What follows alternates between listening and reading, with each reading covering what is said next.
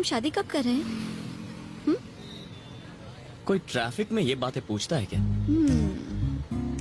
पहली बार तुमने मुझे सीक्रेट के साथ देखा। जिस लड़की ने सगाई तोड़ी उसी का मंडप सजाया।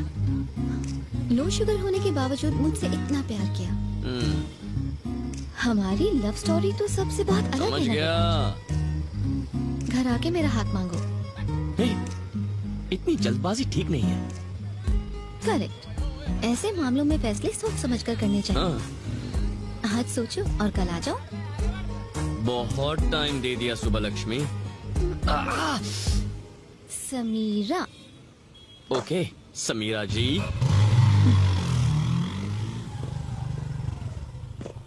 तुम अब तक आए क्यों नहीं?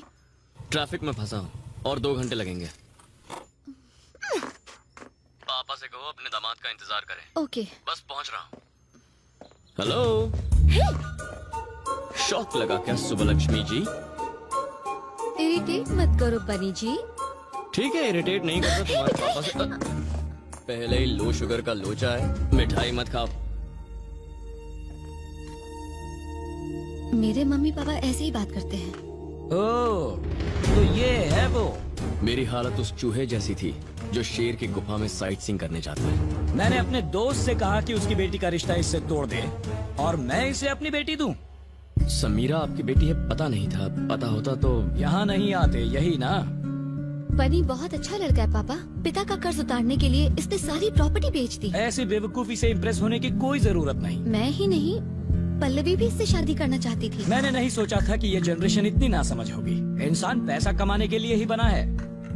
महंगी गाड़ी खरीदनी चाहिए, ऐशो आराम की चीजें होनी चाहिए, रहने के लिए ऐसा बड़ा सा एक घर होना चाहिए और बात करने के लिए ऐसी दीवारें भी होनी चाहिए।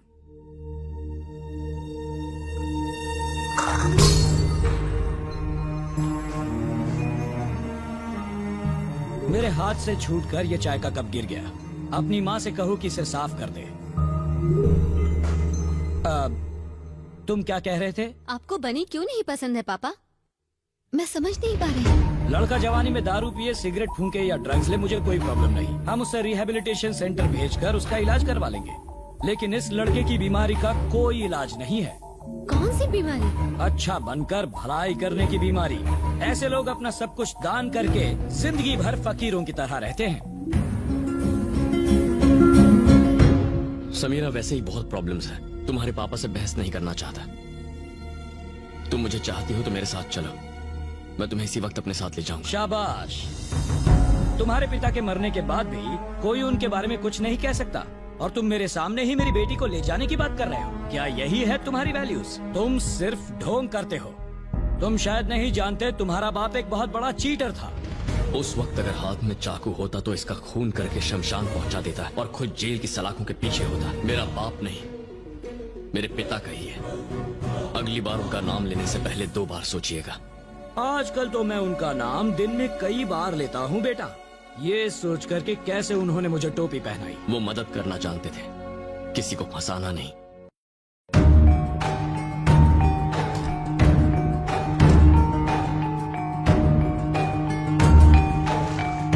मोहन कुमार मिश्रा बिना प्रूफ के बात नहीं करता। ये प्रॉपर्टी तुम्हारे पिता ने ही मुझे बेची थी। तब इसकी कीमत 10 करोड़ थी, आज 30 करोड़ है। लेकिन इससे जुड़े बाकी सारे पेपर्स देवराज नाम के एक आदमी के पास है, जिसने वहाँ अपना बोर्ड लगाकर उस जमीन पर कब्जा कर लिया है। जब तक मैं तुम्हारे पिता से इस बारे में बात करने पहुंचता, वो इस दुनिया से चले गए। तुम इन पेपर्स को रखकर मुझे मेरे पैसे लौटा दोगे, ये सोचकर मैं तुम्हारे घर आया था। एक ऐसा आदमी जिसे अपने सगे बाप की मौत से ज्यादा फ्लाइट रेट जरूरी थे, वो मेरे पिता के मरने के बाद मेरे घर क्यों आया, मुझे सलाह क्यों दी, ये अब मेरी समझ में आया। उस वक्त तुमने हरिश्चंद्र की तरह अपनी सारी प्रॉपर्टी लोगों में बांट दी और वो बेकार के शेयर्स रख लिए। अब तुम ही बताओ, मुझे ऐसी जमीन बेचने वाले तुम्हारे पिता महान हैं या अब तक इस बारे में जिक्र तक नहीं करने वाला मैं महान हूँ? जाओ और जाकर शादियां अरेंज करवाओ और चिल्लर कमाओ। वैल्यूज पर प्रवचन देने की कोई जरूरत नहीं। तुमने इतना सब कुछ ये सोचकर किया कि तुम्हारे पिता को कोई गालियां ना दे। अब मैं गालियां दे रहा हूँ, क्या करोगे तुम? लौटाओगे मेरा पैसा? लौटाओगे क्या? पैसा नहीं दे सकता, पर वो प्रॉपर्टी पेपर्स ला कर दूंगा सर। तुम मुझे पेपर्स ला कर दोगे? जानते हो वो पेपर्स किसके पास हैं? देवराज ठाकुर। वो मेरी तरह शरीफ आदमी नहीं जो तुमसे प्यार से बात करेगा। उसका दूसरा नाम ही दहशत है।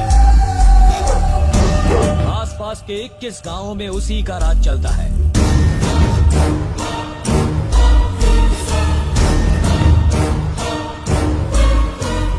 गांव के लोग उसे देवता मानते हैं। हजारों हथियारबंद लोग उसके साथ रहते हैं। जैसे बात करने के लिए लोगों की जबान चलती है, वैसे बात मनवाने के लिए चलता है उसका खंजर। उसकी इजाजत के बिना एक मक्खी तक उसके घर से निकल नहीं सकती। तो वहाँ से 30 करोड़ की प्रॉपर्टी के पेपर्स कैसे निकालोगे?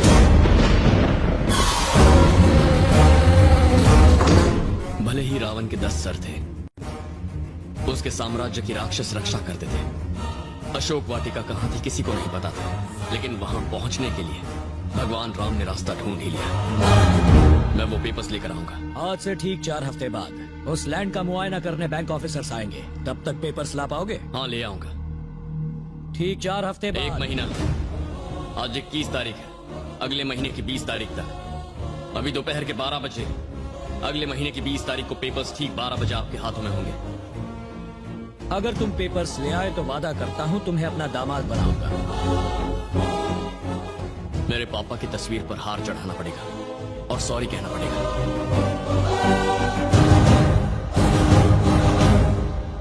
हो सकता है आपको छोटा मुंह बड़ी बात लगे, लेकिन पत्नी का दिल जीतने के लिए कप तोड़ने से कुछ नहीं होता, दीवार तोड़नी पड़ती है।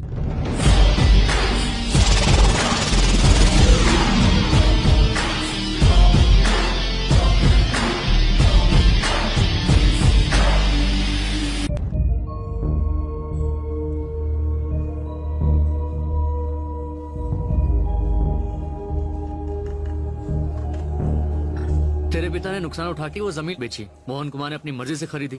अब तेरे पिता दुनिया में है नहीं, इसलिए वो तेरे पिता को कुछ भी कहें क्या फर्क पड़ता है? रमेश, ये क्या कह रहा है तू? मुझे फर्क नहीं पड़ना चाहिए? हाँ, ऐसा होता तो मैं अपनी 300 करोड़ की प्रॉपर्टी छोड़ के आता, खुद को कंगाल बना लेता। तू साइन कर पाया क्योंकि वो पेपर्स तेरे पास थे, लेकिन ये पेपर्स किसी और के पास हैं। तू लाएगा कैसे? सब तेरे पिता की बहुत इज्जत करते थे, सिर्फ एक आदमी को छोड़कर, और वो है मोहन कुमार मिश्रा, बिजनेस खोपड़ी वाला। उसने अगर कुछ गलत कह दिया तो क्या हो गया? उसकी वजह से तू अपनी जान खतरे में डाल देगा। भगवान राम अगर ये सोचते कि सिर्फ एक आदमी ने उनकी सीता के साथ अन्याय किया है तो सिर्फ लव और कुश उन्हें भगवान बुलाते, लेकिन आज सब भगवान मानते हैं। वैसे ही मेरे पिता को 100 में से सिर्फ 99 लोग महान कहें ये काफी नहीं है।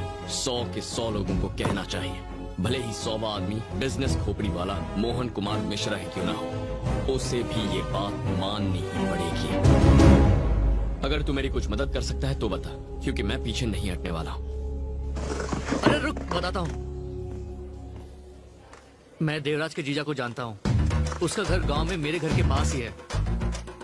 मैं उससे बात करूंगा। मैं उससे कहूंगा कि एक पार्टी वो जमीन लेना चाहती है और उससे उसके पेपर्स मंगवाऊंगा। उसके बाद हम ओरिजिनल पेपर्स लेंगे और उसकी जगह डुप्लीकेट। ऐसे मत देख यार, ये डुप्लीकेट पेपर्स ओरिजिनल पेपर्स की जगह पर रख देंगे। तू चीटिंग करवाएगा मुझसे? करेक्ट सर, हमें किसी मीटिंग या इस चीटिंग की अरे तुम रुको। धर्मराज ने लड़ाई जीतने के लिए झूठ कहा था और तू अपने पिता के लिए एक छोटी सी चीटिंग नहीं कर सकता? यार जो एग्जाम्पल था वो मैंने दे दिया। हिस्ट्री के बारे में मुझे ज्यादा नहीं पता। अब तू ही बता मैं क्या करूं? तेरे पैर पकड़ लूं? अरे समझने की कोशिश कर। ये रख। परम तू भी जा साथ। अरे वो कोई पार्टी करने जा रहे हो जो मैं उसके मतलब? साथ जाऊं? मैं उसके साथ तो झुमरी तलैया भी चले जाऊंगा। पुरानी नौकरी छोड़ के नई नौकरी क्यों ज्वाइन करना चाहते हो?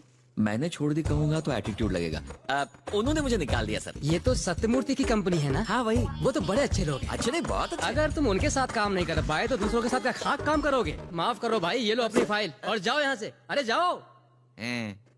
तुमने तुम्हारी पुरानी नौकरी छोड़ी या तुम्हें निकाल दिया गया? कल नौकरी छोड़ने की बात की तो मुझे गेट आउट कर दिया। अब वो मैंने खुद ही छोड़ दी क्योंकि मैं आपकी तरह बड़ा बनना चाहता वो हूँ। परिवार मुसीबत में है और तुम उनको छोड़कर मेरे पास आ गए। तुम पर कोई कैसे भरोसा करेगा? यहाँ से सीधा जाके दाएं मुड़ जाओ। उसी रास्ते आया था सर। हाँ, वहीं से निकल जाओ।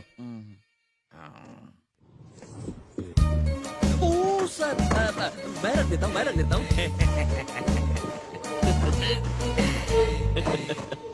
इस तरह ताली बजा के मेरी मत बजाओ प्लीज, घबराहट होती है। तो नई नौकरी का इंटरव्यू कैसा रहा? काहे का इंटरव्यू सर? नौकरी छोड़ी बोला तो भी गेट आउट किया, और निकाल दिया बोला तो भी निकल जा बोला। सर आपसे एक बात पूछूं? पल्लवी की शादी कराने वो ऊटी गए थे, समीरा से शादी करने के लिए वो गांव का नाम क्या है? रेडीरापट्टी। कौन सी रखपट्टी? होगा यार कुछ। हाँ ठीक है, अभी पटरी से मत उतरो। हम लोग देश के बाहर क्यों नहीं निकल जाते? तुम्हें देखते वीजा कैंसिल कर देंगे। क्या मिर्ची लगी? क्या? एक मछली को प्यास, नौकर को मालिक के गद्दे पे नींद, और मुझ जैसे को मिर्ची लग के भी लग नहीं सकती। मजाक में 4 स्टेशन निकल गए। Very good realisation. ट्यून मस्त है ना? बकवास है। चेंज करूं? हाँ? बस करो। स्टॉप करूं? सो पक्का स्टॉप। सो जा।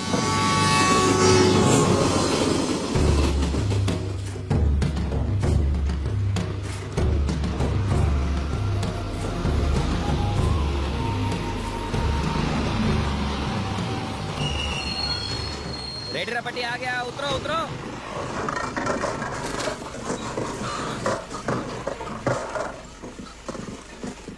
हाँ उतरो उतरो। ये सड़क बहुत कड़क है सर, गांव जाती है सीधे हॉस्पिटल। परम दम घुट गया यार, क्या सफर था। ये इंग्लिश वाला सफर था। रास्ते के बीच इतना बड़ा ये तो सर्किट है। हैं? मुझे मारने के लिए इतना बड़ा लकड़ा? सुनिए, हाँ ले लीजिए साहब। इसका तो अचार नहीं गलेगा। ये लोग सिग्नल पर नहीं रुकते, इसको देख के क्या रुकने वाले हैं? हो सकता है 100 में से 99 ना रुके, पर कोई एक तो रुकेगा। यही काफी है। एक्सीडेंट से सिर्फ कार, बस, बाइक को नुकसान नहीं पहुंचता, पूरा परिवार तबाह हो जाता है। सड़क के बीच में एक बाम्बू पे लाल कपड़ा लगा दिया, कब तक टिकेगा ये? पता नहीं लकड़ी कब टूटेगी, पता नहीं कपड़ा कब फटेगा, लेकिन तुम मेरे हाथों अभी पिटोगे। चलो। ओहो।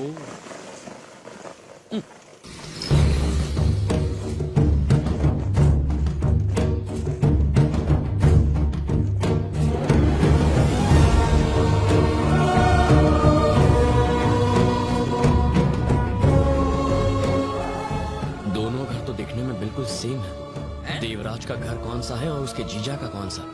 उस दिन तेरे दोस्त ने कहा कि देवराज के जीजा के घर का नंबर 6 है। ये रहा नंबर 6। चल। सर, उस दिन जब हम शादी में जा रहे थे, आपके दोस्त ने दुल्हन का नाम नहीं बताया था, तो उसने आपको धोखा दिया। उसे आपका गांव में आना पसंद नहीं था, इसीलिए मुझे लगता है सब उल्टा है। उसके घर का नंबर 9 है, 6 नहीं। आर यू श्योर परम? ये देखो। बारिश गिरी और ऊपर वाले ने मेरी बात साबित करी। तुम्हारी अरे rhyming इतना और सोचेंगे तो timing की अंदर तो कैसे मैं- पहुंचेंगे? चल चल अंदर चलते, चल चल।